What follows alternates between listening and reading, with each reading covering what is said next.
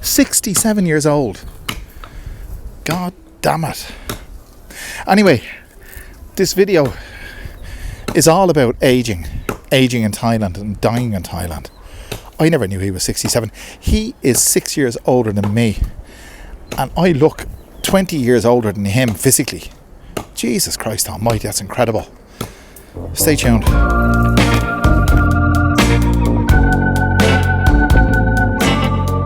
Isn't this absolutely idyllic?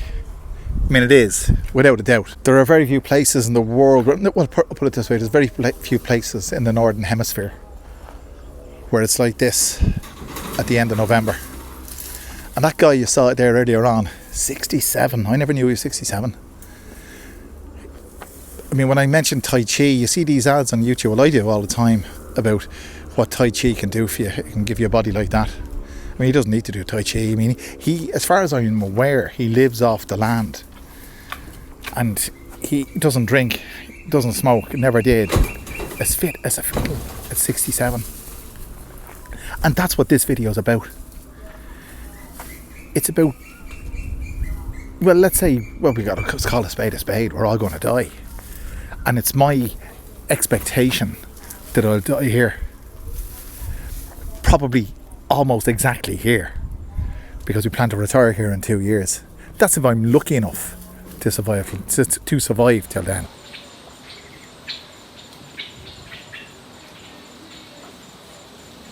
So I've moved into the sunlight. It's 5 to 4, and this is a wonderful time of year. It's the twilight. It's coming into the twilight, and I'm coming into the twilight of my years if I'm not already there. I've been thinking about dying a lot. You become more aware of your own mortality, obviously, as you grow older. And the more I think about it, the less I worry about it.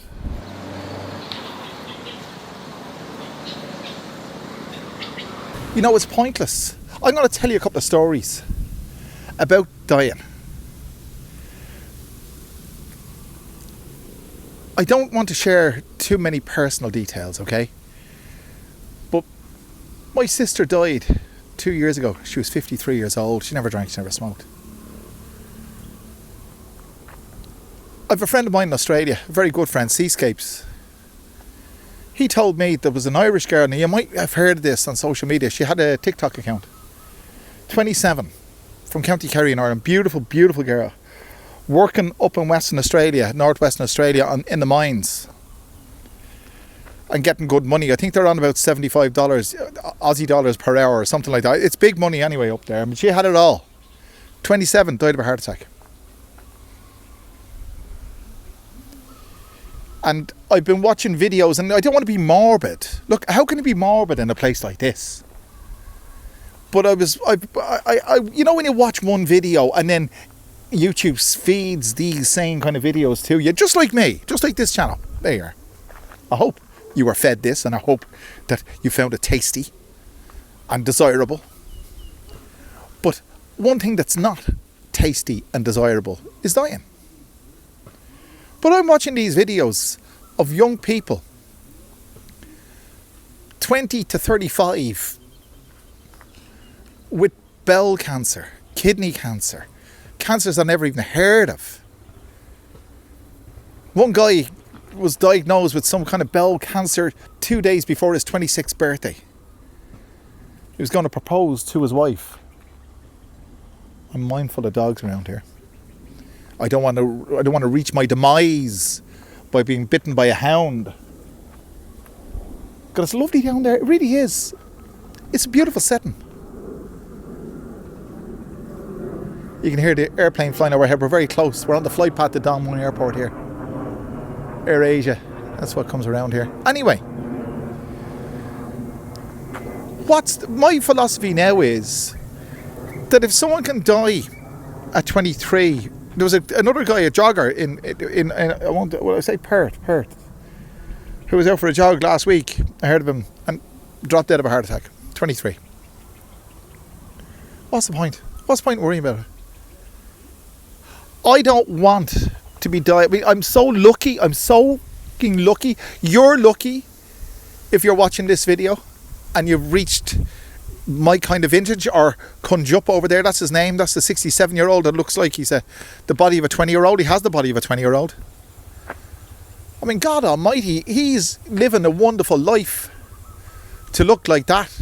But would I want to have lived a life like him and look like that? He's obviously happy, but what makes him happy doesn't necessarily make me happy. I've started to cop on to myself in recent months, but at the same time, I don't want to stop enjoying the things that I enjoy in life, even if it means that I won't prolong my existence. But really, when you think about it, what's the big deal? What's the big deal? If you're in your 60s like me, you get 10 years, another 10 years, and you're happy for those 10 years, that's probably as good as you can expect. Because I don't want to be infirm. You can have that. There's a lot of good things about realising your mortality is, well, it's coming. It's coming. It's coming to us all. And you know, one of the reasons, in my interpretation, in my thinking, one of the reasons why the Thai government or the Thai immigration insist on retirees having 800,000 Thai baht in their account, and for me it's 400,000 Thai baht in the account. Part of that is if you die, who's going to pay for you? That's what it is. I don't give a shit. I really don't give a shit. If I drop dead here and they didn't pick me up and do habada ceremony and all that kind of stuff, will I care? No, because I wouldn't know, because I'd be dead. I'm going to enjoy me gin with gusto. I hope to God that I don't damage my health, whereby I'll be dying in agony over a long period of time. Absolutely not. But the chances of me dying in agony over a long period of time, or dying on the spot, suddenly, bang, gone, you're gone, I think the chances of both are fairly equal. So it's a game of roulette, red or black. Black, you lead the healthy life. You avoid high alcohol intake. You stop, well, I don't smoke. You just take care of yourself, watch what you eat. But then you die of a heart attack, bang, without notice. Or you take red and you live your life to the full, and you die of a heart attack, bang, without notice. Or you're infirm and you're laid up for months on end and you're hanging on by the skin of your teeth and it's painful and horrible. It can go either way, no matter what you do. So just do what makes you happy. Because in the grand scheme of things, 10 years, 15 years means absolutely nothing. Because billions of years into the future, the only thing that you'll have to say that you left on this world, it'd be part of a plant. Your atoms. Atoms are not destroyed. You all know that. I'm not trying to patronise people, but that's it. I don't give a damn anymore. I really don't. I enjoy my health. And I have enjoyed good health. Please God, and I'm not religious. That's just I'm a cultural Catholic. But I hope it continues, and long may it continue. This is a different kind of video, you know. But it's something that's been on. Oh, look at him. It's something that's been on my mind for quite a while. And the more you worry about something, I think the less you worry about it. And you realise there's nothing to worry about. I'm going to walk down here. Let's walk down here and have a look down here. The rainy season is well and truly over. Is that the back of the Italian fella's house? It is too. That's a swamp. Hang on, let's have a look down here, lads. This is interesting. I'll bring the camera down. That's what I'll do. That'd be a good idea. It is a swamp. And it is the back of the Italian fella's house. There's a guy lives next door to me here. He's Italian. and he speaks English, and he lives alone. All the way out here in deepest, darkest rural Thailand. That looks amazing. That looks amazing. It's amazing the things you discover that have been right under your nose and you never knew they existed. That's the thing about life, you see. And you're one of the lucky ones like me, if you are, that you haven't festered. Is that the main road? Hang on. I don't know where I am. My perception is all over the place. But you haven't festered in the place you were born. Where you were born there, you grew up there, you lived your life there, you worked there, you lived your life there, and you died there. Who was it? Mark Twain. Mark Twain's quote on travel, I'll include it here. It's very dated, but it was written at a time. Well, you'll see what he's talking about. I won't name the thing, but you'll know what he's talking about in his quote. But basically, in his quote, he says that, you've got to get up off your ass and get out and explore the world.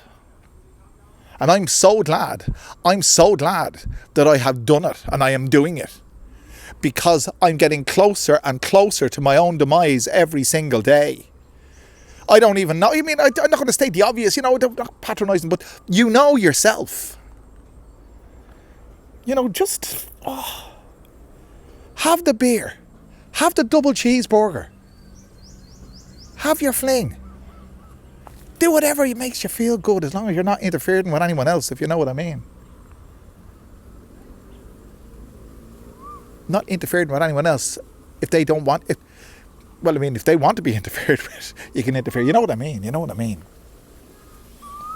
This is... I just want to spend the time and drink this in, because it's a place that I haven't been before, and it's right under my nose.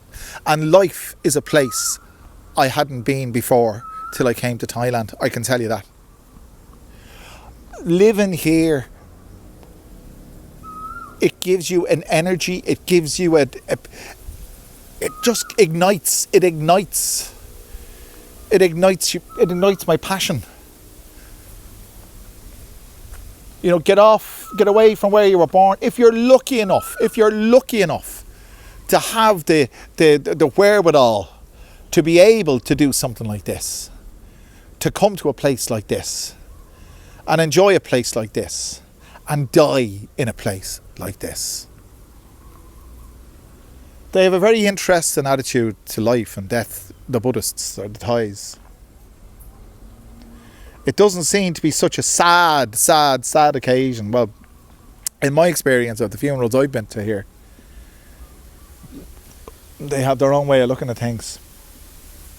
I don't subscribe to any of that. I don't, and you probably don't either. So there's a certain reassurance in that. This is all there is, and when it's not here, there's nothing, and you won't know about it. So have that beer, have that double cheeseburger. That's why I had a double cheeseburger last night, and I had half a bottle of gin. Now you're saying, I know it's reckless, but it doesn't happen every day. It doesn't happen every day. I'm not physically capable of doing that every day. But I do it enough. I've had me check up recently, and I'm monitoring my blood pressure. I reckon that if you monitor your blood pressure, and you're keeping it in tow, you're looking after one big aspect of your health. Because high blood pressure can lead to more than one catastrophic event. And that's another thing. That's what I fear. That's what I fear. I won't name the names of things, but catastrophic events that render you incapacitated in some way. So, you have it now, enjoy it now, because you won't have it tomorrow. It's like saving your money for a rainy day, and then you die and you don't have the opportunity to spend your bloody money. I don't know, but I'd say a lot of people disagree with me about, they'll probably say I'm being reckless. You might as well be reckless, because you're not going to be here forever. In my opinion, all religion is a complete waste of a life, waste of time. A complete waste of time. I really feel... My sister was extremely religious. In the extreme. And she dedicated her whole life to God. For what? I had an awful lot of sympathy for her, but she had sympathy for me because she thought that I should come back to God. But I was never there. And I never, well, you know yourself. I listened to Neil deGrasse Tyson, by the way. Neil deGrasse Tyson is my favourite astrophysicist. You probably know him. And he has the most practical answers to your questions on even life and death and consciousness and everything else. The whole shooting match. There's the fucking dogs now. Look at them. They're up there, look. They're Jups dogs. I think they're all right. Can you see them? There they are there. Hell yeah. Good dog. I think they're all right. Anyway, I'm rabbiting on. But there's no need to worry. You might as well enjoy your life while you can.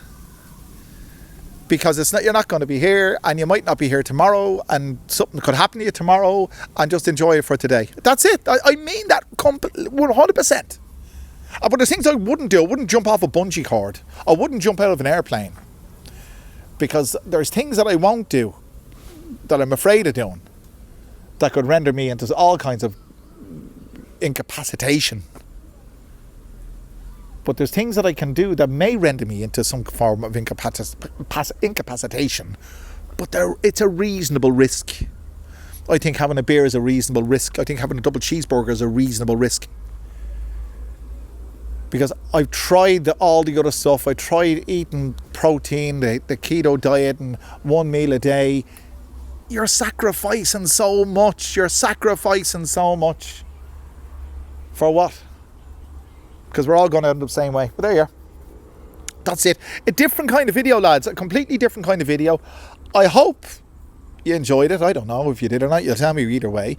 But whatever you do, leave a comment in the comment section. I'll try to get back to as many as possible, because that's what I try to do. And thank you very much for all your support. I'll be back to you again very soon. Take care, lads.